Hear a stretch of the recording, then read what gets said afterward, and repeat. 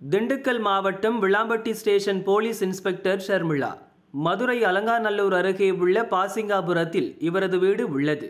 ஷர்மிளா 8ஆம் தேதி வீட்டை பூட்டிவிட்டு தனது தந்தை வீட்டிற்கு சென்று விட்டார். வீட்டில் யாரும் இல்லை. 4 நாள் கழித்து நேற்று நள்ளிரவு வீடு திரும்பிய ஷர்மிளாவுக்கு அதிர்ச்சி காத்திருந்தது. வீட்டின் முன்பக்க கதவு உடைக்கப்பட்டிருந்தது. உள்ளே சென்று பார்த்தபோது பொருட்கள் சிதறி கிடந்தன. பீரோவில் வைத்திருந்த 250 சவரன் நகை மற்றும் 5 லட்சம் ரொக்கம் திருடு போயிருந்தது. அலங்காநல்லூர் போலீசுக்கு தகவல் கொடுத்தார். ஸ்பாட்டுக்கு வந்த போலீசார் கைரேகை, தடவியல் நிபுணர்கள் மோப்பனாய் மூலம் தடயங்களை கைப்பற்றினர். வீட்டிலிருந்த சிசிடிவியிலும் ஆசாமிகள் யாரும் சிக்கவில்லை. கொள்ளை சம்பவம் குறித்து போலீசார் 2 தனிப்படைகள் அமைத்து விசாரிக்கின்றனர். இன்ஸ்பெக்டர் வீட்டிலேயே நடந்த கொள்ளை சம்பவம் அப்பகுதி மக்களை அச்சமடைய செய்துள்ளது.